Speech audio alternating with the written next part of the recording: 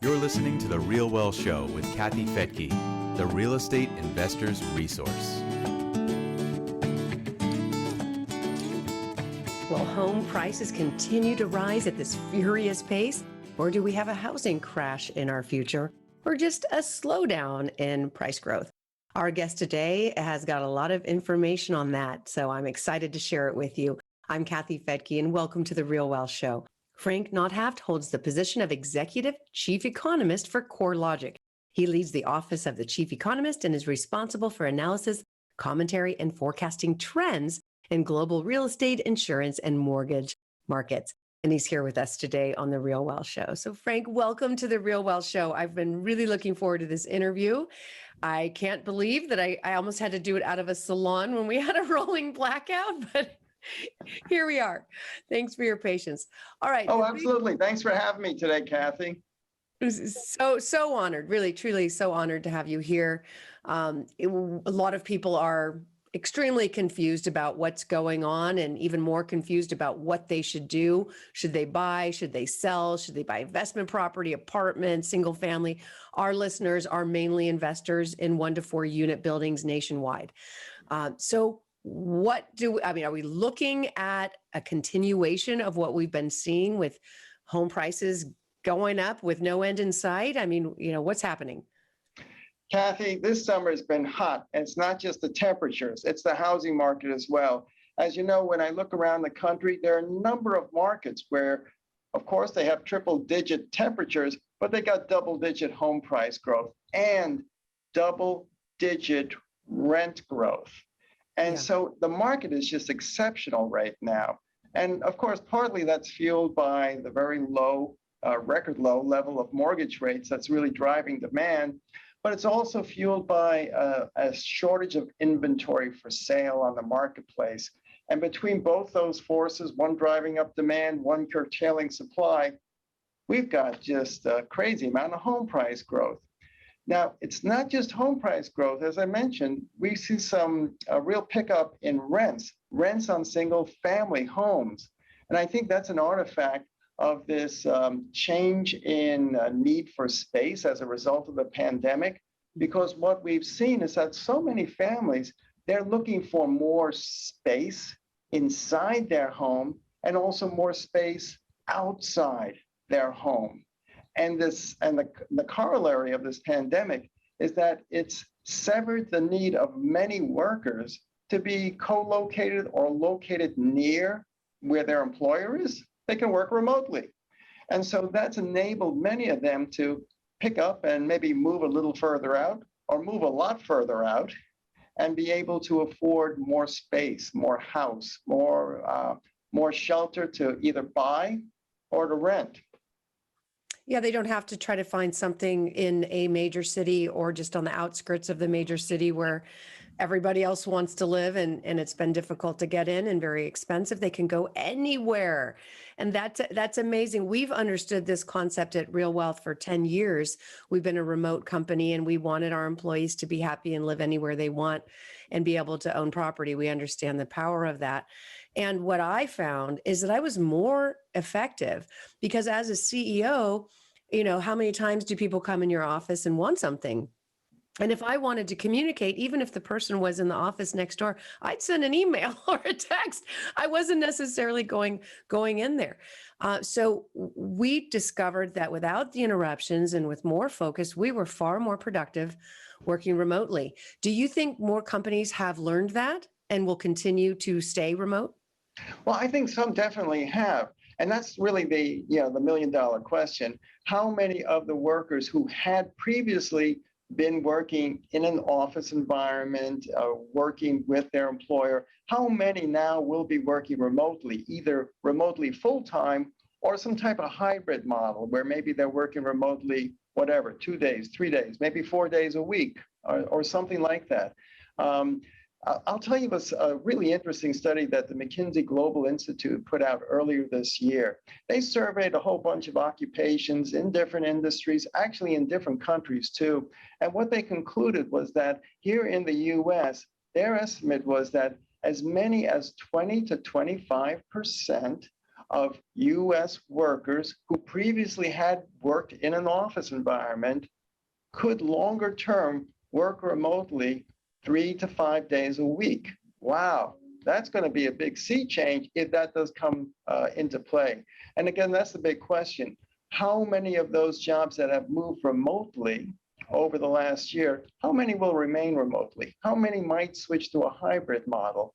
And of course, how many will be back in the office 5 days a week? So that's the big question. I do think we're going to see that there'll be some jobs that do remain remote permanent and or follow a hybrid model, allowing workers to work remotely maybe 3 days a week, maybe more.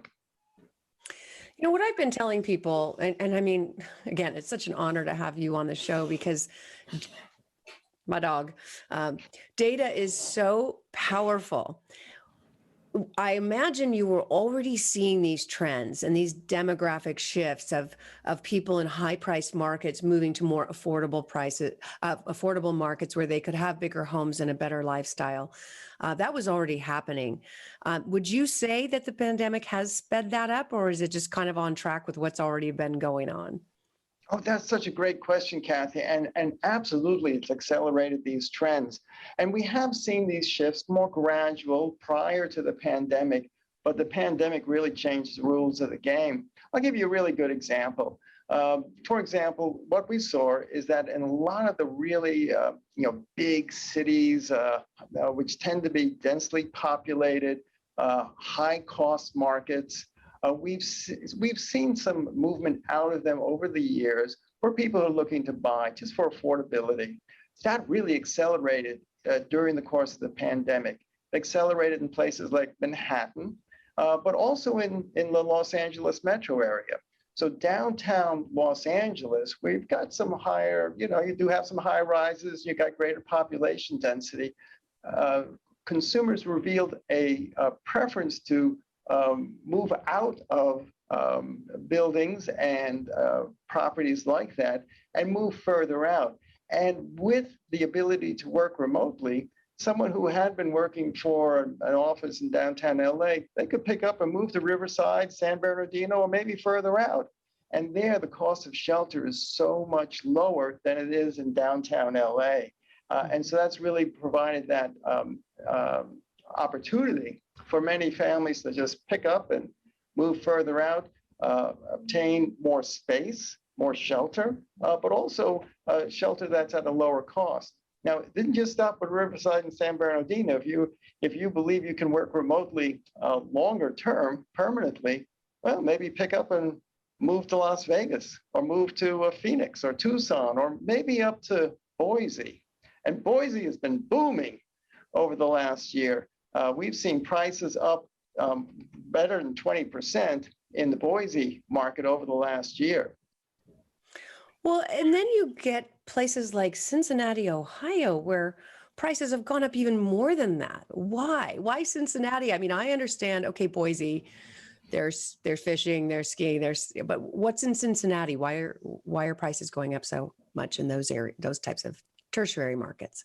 Well, sometimes it's lifestyle. So the prices aren't going up quite as robustly in downtown Cincinnati. But when you look at the outskirts of the city, in the metropolitan area, that's very much more suburban, and you're close to a lot of amenities. Amenities, if you like the cultural events in downtown Cincinnati, but if you like the outdoors, you've got a lot of amenities, both in Ohio and in Kentucky as well. And so I think that's been very attractive for many families who are looking for just that more space and the opportunity to also be out near the outdoors. And affordability. I mean, we've taken investors from California on buses and driven them through Ohio and Georgia and Tennessee and these areas where home prices are so low. I mean, being in California, some of the cars I see on the road are more expensive than these houses, or not anymore, but it was. So we saw a lot of our California members go on these tours and buy investment property, but they also moved because You don't have, when you live somewhere, you don't have to be there all the time. We have friends who actually work in San Francisco, big tech guy, but he wanted to live in San Diego. And San Diego, believe it or not, was much cheaper than San Francisco. So he moved his family to San Diego. He'd fly every morning and Monday morning, spend a few days in San Francisco. He'd get Friday off to work remotely. So he'd be gone Monday through Thursday, go back to San Diego to live. So I think we might see more of that, of people living where they want and then just going into where, if they need to go in the office, going in a couple of days a week. Absolutely. I agree with that, Kathy. We've really seen a shift here during the course of the pandemic, and I think some of that's going to be permanent too. And I'm really glad you mentioned affordability. Certainly markets like Cincinnati, that's one of the big attractions. That's an attraction in Riverside, San Bernardino, in some of the mountain communities in the Rocky Mountains, but also in kind of the center part of the United States. That's a big attraction of a lot of those cities, especially some of the older cities. They look a lot more affordable than a lot of the cities along the two coasts. Now, I'm hearing some people say that the cities are going to have a comeback because, we obviously saw people leaving and going to the suburbs. There are investors who are still buying in the big cities and really believe that once things open up more, people will come back. Do you agree with that? You know what's so interesting? It's a lot of the young people, the ones who are just entering the labor market. They're the ones who still want kind of like that excitement, that energy of being in the downtown city area, partly for cultural events, partly for socializing and things like that.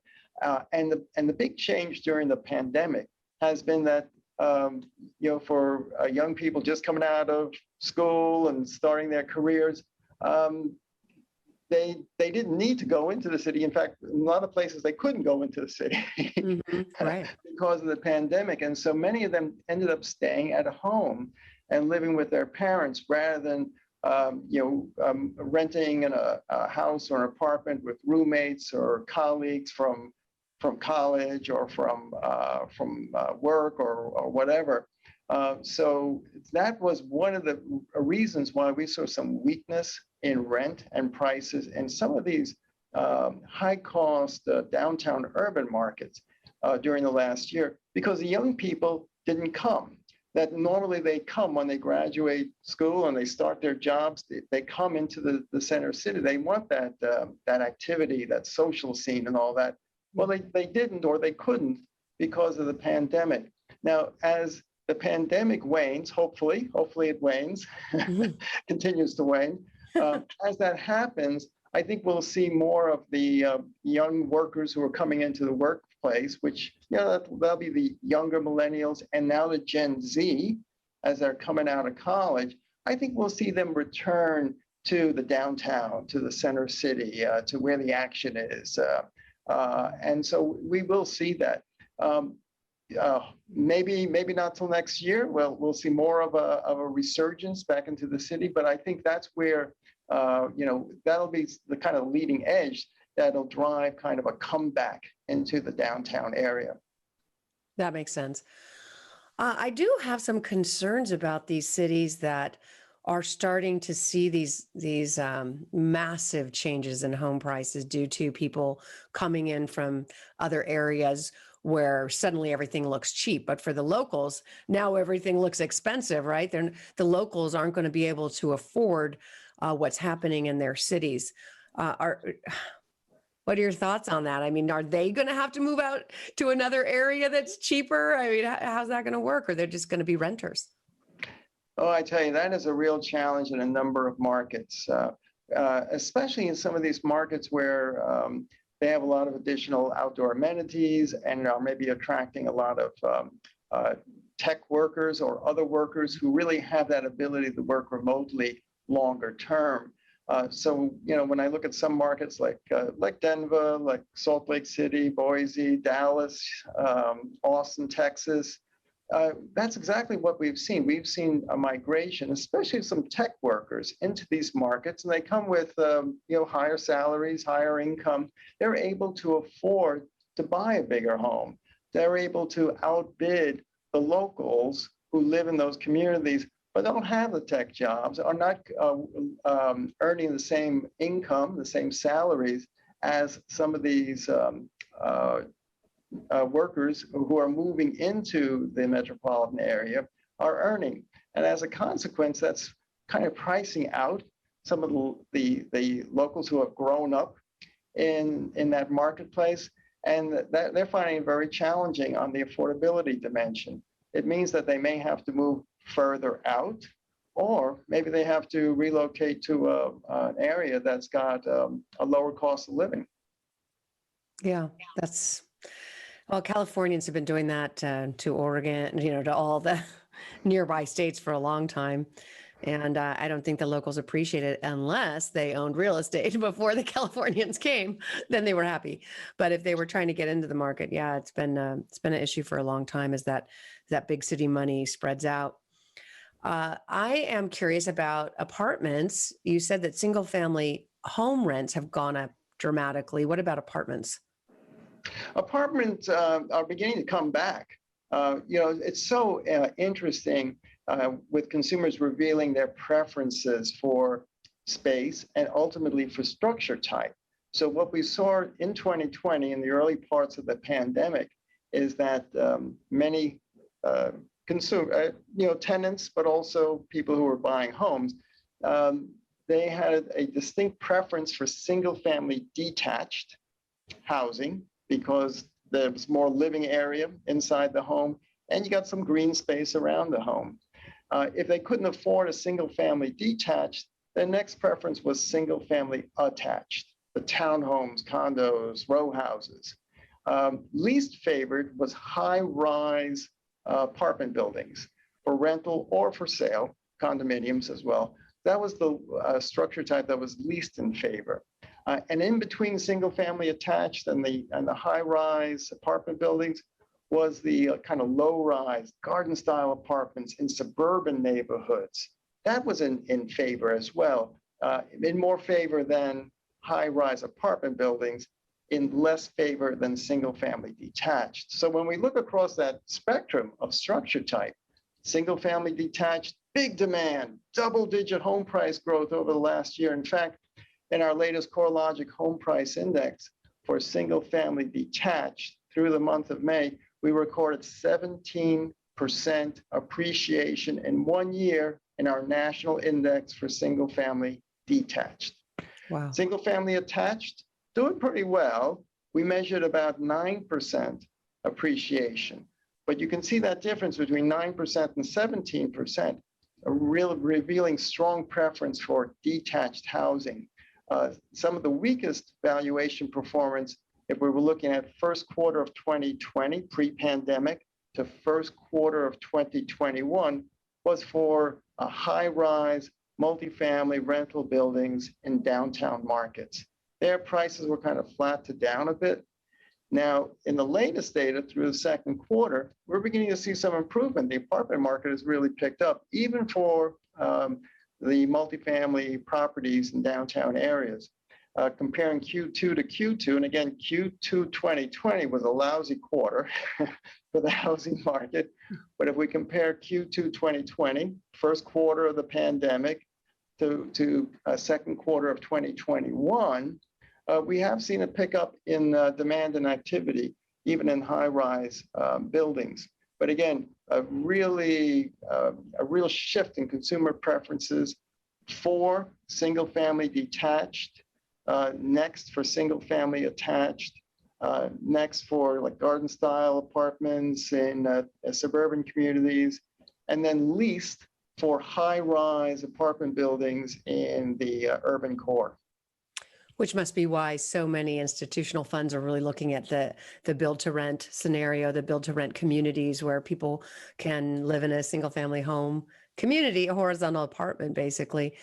Do you think there could be overbuilding in that sector, or even the demand? It's a little too early to tell. I don't think so. I think there's going to be a good degree of appetite for single-family rental homes going forward. Partly because of the work remotely, partly because of some lingering or concerns about the pandemic. So I think we're going to see some pretty strong demand for single-family rental in the next couple of years for sure. So I'm not worried about overbuilding in that build to rent scheme. I think that's actually really a good opportunity for investors and builders to develop that market further. Is there any asset class that's been overbuilt, in your opinion, at this point? In residential? Just in general, I mean. I have some concerns on the non-residential space, because one thing we've seen with the pandemic is some question about, well, how much office space will we need longer term, especially if a large number of workers continue to work remotely, either full-time or in some type of hybrid model. So we may see, with the hybrid model, we may see even greater use of the hoteling option in an office environment, again, to use the space much more productively. Mm-hmm. But we also may see some curtailing of need for office space among companies just because of that working remotely. And of course, the retail sector is a big question mark, especially given the pandemic and the growth of online sales. I think a lot of consumers really, accelerated their use of online shopping and got used to it. So some people come back to the stores, absolutely, but I think that might be something where the return to online. The return to in-person shopping, to the extent that we had it pre-pandemic, I think that'll be much slower to come back if it does come back to that level. Warehouse is doing great.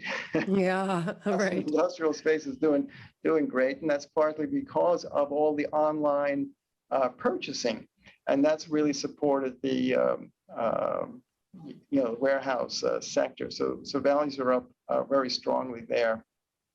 Yeah, it just seems like, I mean, there's so much negative news about last year, 2020. It was a tough year, but there was also a lot of really big positive changes that I think could come from it long term. Another is just realizing that in the past, people used to come to the office sick. They'd take some Sudafed to cover it up. They didn't want to take a sick day. They wanted to go on a vacation instead. So then the whole office would get sick and productivity would go down. Now, it wouldn't be so terrible to say, hey, I'm sick. Can I work from home? Not spread it. I'll be just as effective. It just seems like people didn't really get sick as much. I didn't get a cold or, the things that you normally get over the winter because we were all just isolated, right? So I tell you, it's so true, Kathy. That was the case. That was the case for me as well. I didn't get sick at all this past winter. And usually I come down with something, and partly it's because I'm on the road traveling and speaking at different events and meeting with clients and industry groups. But everything was virtual. So, I stayed home, and I had a healthier winter as a result. So I think that's a really good point about how it could have positive effects for productivity, because people are staying a little healthier too. Yeah, and then just like anything, when we have change, there's opportunity, and that's what we need to focus on, not look at what we're losing so much as what we're gaining. My daughter's only 28 years old, and she's got an email marketing business, and it has just absolutely exploded because more and more companies are realizing they can sell online. They don't need that retail space. They don't need all those salespeople standing around asking people if they need help, and the people that walk in the store don't want help, all that now you can just go online and so there's going to be a lot of opportunity, a lot of new jobs that just didn't exist before. So there's exciting times, but the big question that I know our audience has is, what does the future look like? And that's hard to predict, but when you've got access to the kind of data you have, you might have an idea where that's headed. Let's talk inflation. Is the supply-demand imbalance enough that it will last over the next few years, or could that wane? I think the increase that we've seen in inflation and the broad inflation metrics is just temporary. Yeah, so we've got a lot of supply chain bottlenecks that are causing disruptions, And that's adding to why we're seeing a spike in prices on lots of different goods. When we look at the housing market, one of the big issues is the big spike in lumber costs and other materials, but especially lumber, and some of the shortages and delays in getting appliances and other tech equipment that builders would like to put into homes. And that's all part of that supply chain disruption that's contributing to these delays, but also adding to costs of building new homes. I think that's probably going to be temporary, and still temporary means it could last for a few more months. But as we get toward the end of this year, I think we'll see some of those supply chain disruptions wane, and we'll see inflation measures start to come down once again. Longer term, I'm thinking we're probably going to see like at the high side, 2.5% annual inflation in the out years. So out years would be 2022, 2023, 2024. So I do think we'll return to that level. Now, that's kind of like the upper bound range that the Federal Reserve says it's comfortable with. So if we return back to that level, I think the Fed will continue to keep a very accommodative monetary policy, which is just fancy language for keeping low interest rates.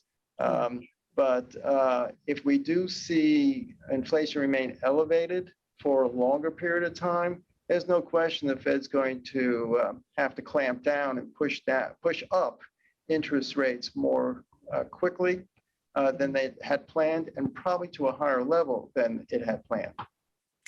Yeah, and that's been the debate, right? And there's so many people that want the clicks, want the clicks online. So they start with negative news, but the Fed is saying that it's transitory, right? That this inflation is transitory. It won't be forever. We'll see. That's what the Fed is saying. Yeah, that's what the Fed is saying, but it also has never printed so much money in 1 year, which is, it seems that whenever that happens, that extra money ends up in stocks and real estate. So even if inflation across the board starts to level out, will it in stocks and real estate? I don't know. I guess we're expecting home prices to continue rising. So as you know, they've been cooking pretty good, double-digit annual increase. Our national CoreLogic home price index recorded a 15% increase in prices in May compared to the prior May. I think we're going to see real big-time double-digit home price growth numbers on an annual basis, not only through the end of this summer, but into the fall. But then we'll start to see a gradual moderation in home price growth. A moderation, not a decline in home prices, but a moderation. And right now we're expecting about 5% home price growth in our U.S. CoreLogic U.S. index for 2022. So that's a lot slower than today, but it's still pretty good, and it's still better than inflation. And I'll tell you why we're expecting a moderation in home price growth. It's basically two factors. It comes back to demand and supply. I do think that mortgage rates, which are record low right now, I do think they'll creep up and be a little bit higher as we get into 2022, maybe a quarter point, maybe half a point.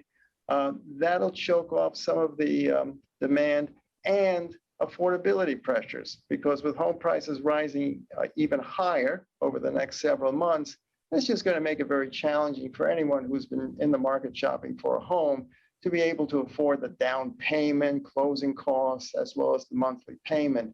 So between mortgage rates going a little higher and home prices going up, impacting affordability, we'll see a moderation in demand. On the supply side, as the pandemic wanes, I think we'll see more homeowners being receptive to listing their home for sale. Here's an interesting factoid, Kathy. The median age of an owner-occupant in the U.S. in a single-family home, 57 years of age. So that means, basically half of the owner-occupants are baby boomers. And we know that older population was much more at risk from the pandemic virus. And as a consequence, many of those baby boomers who otherwise had been planning to list their home and sell, either to downsize or maybe to relocate, maybe to to their retirement home, their second home, or close to grandkids, or whatever it may be. Many of them said, "Whoa, I am not going to list in the middle of a pandemic. I'll wait. I'll postpone my listing till the pandemic is over." And I think that's what's happened over the last 12, 15 months for that cohort. They may have been ready to sell, but they said, "Whoop, I'm postponing until the pandemic's over." And I got my fingers crossed, but I'm hoping that when we get to 2022, pandemic will be in the history books. And a lot of these older homeowners, they'll come on the market, list their home for sale, and we'll see an increase in existing home inventory. I also think that with some of the supply bottlenecks, being worked through, that we're going to see more single-family home construction in early 2022. So we'll see more of a inventory response, more supply in the market, a little bit less demand. That's what translates into slowing of home price growth in 2022. But no home price crash in sight. No, I don't see a crash. No, that's not to say that there might be some pockets, some communities, some urban markets that'll see home price decline, probably related to local economic conditions. But overall, in terms of the national scope, I don't see any price declines. The market is very different this time around compared to what we had seen the last time during the Great Recession when prices fell. It's a very different market. The market today is underbuilt in terms of the housing market with low vacancy rates. Back in 2006, we had an overbuilt housing market with high vacancy rates. So it's really very different marketplace that way. It's very different too in terms of housing finance, mortgages. Back in 2006, we had all those high risk mortgages, subprime, no doc loans. They're all absent from the marketplace today.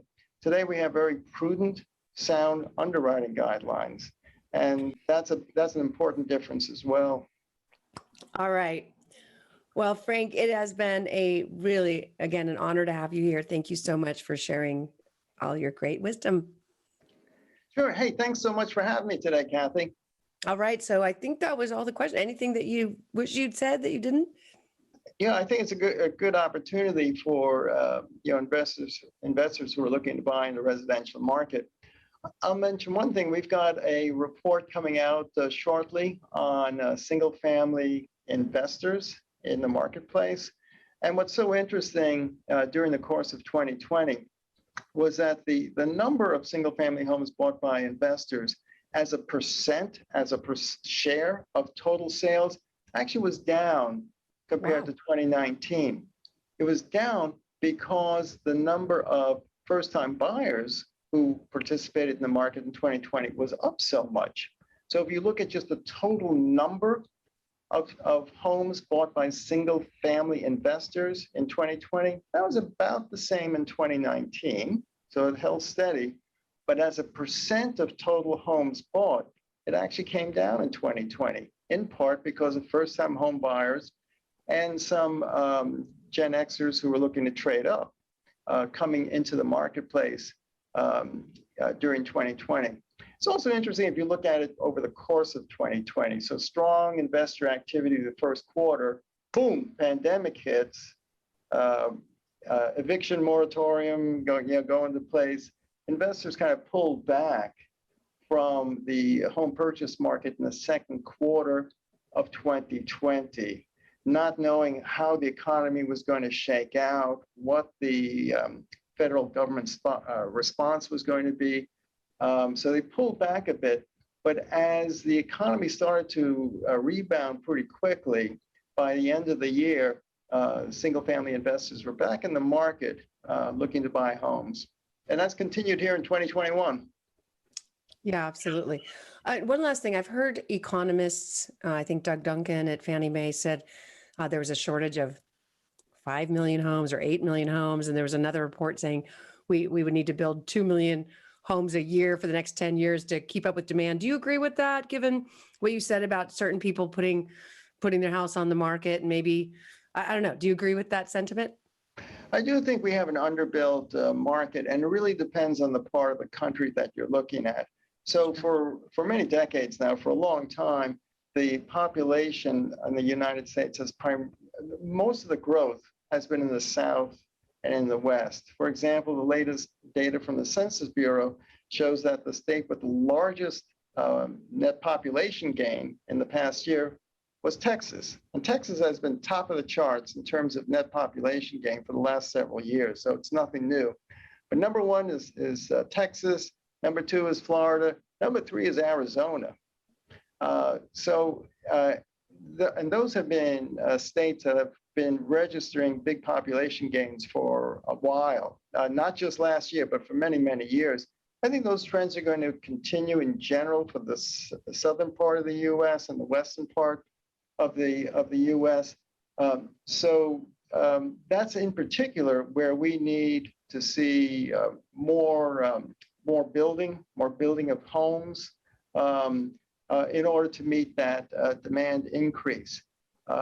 When I look across different markets, one market that's just booming is Phoenix. Home prices are up in Phoenix at a double-digit pace over the last year. Interesting, single-family rents in Phoenix are up a double-digit pace over the last year too, and that's from the CoreLogic's single-family rent index. So that's a market that there's a lot of demand, a lot of population moving there, and there's a lot of building going on, but we need more building there as well. So I do agree with the studies that have come out that conclude that the market's kind of underbuilt right now. We do need to have more housing built, and in particular, we need more housing built where people are moving to, in those locations where there's much more population growth.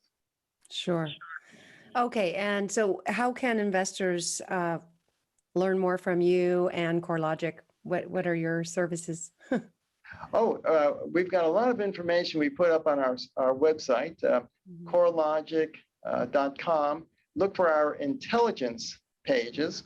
So on the intelligence webpage, we've got our recurring blogs that I and my team members write that provide our latest insights and trends on the housing and mortgage market, and also include our reports that we put out. CoreLogic has a wealth of data and products that we release, such as the home price index that I've mentioned, the single-family rent index, our report on loan performance indicators, such as delinquency and foreclosure rate, and of course, we produce the Case-Shiller home price index as well. So those are some of the recurring reports that go up there.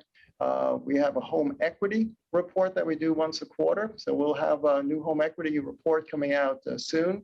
And of course, with double-digit home price growth, that means home equity wealth is rising at a pretty good clip as well. I don't know if you know this, but I got to debate Robert Shiller on Fox News in 2012. Yeah. Really? And it was very interesting because at the time he said, he thought it was maybe not a great time. The headline was, his side of the debate was, it's not a great time to buy. And my side was, what do you mean? Like home prices have hit bottom and interest rates are low and it's the best time ever. And by the end of that interview, he agreed with me. So I'm going to say I won that debate. That was really fun. All right. Well, it's such a pleasure to have you here on The Real Wealth Show. Hope to have you back soon with more great news about what's happening in 2022.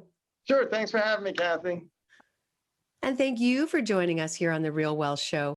If you'd like to get a little bit more data on different markets around the country that are seeing double-digit growth, both in prices and rents, and where there's still a great opportunity to get cash flow and appreciation, you can visit realwealthshow.com. There'll be a list of cities where we have teams that find the properties, renovate them to rent condition or better, and also offer ongoing property management. Many of these teams also build brand new homes for investors to buy as rental properties to meet that strong demand for rental property across the country and to help investors create an ongoing passive income for retirement.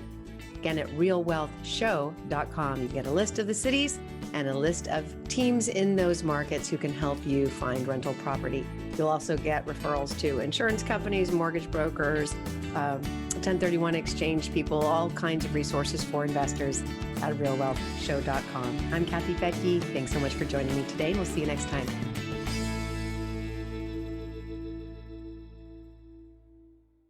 The views and opinions expressed in this podcast are provided for informational purposes only and should not be construed as an offer to buy or sell any securities or to make or consider any investment or course of action. For more information, go to realwealthshow.com.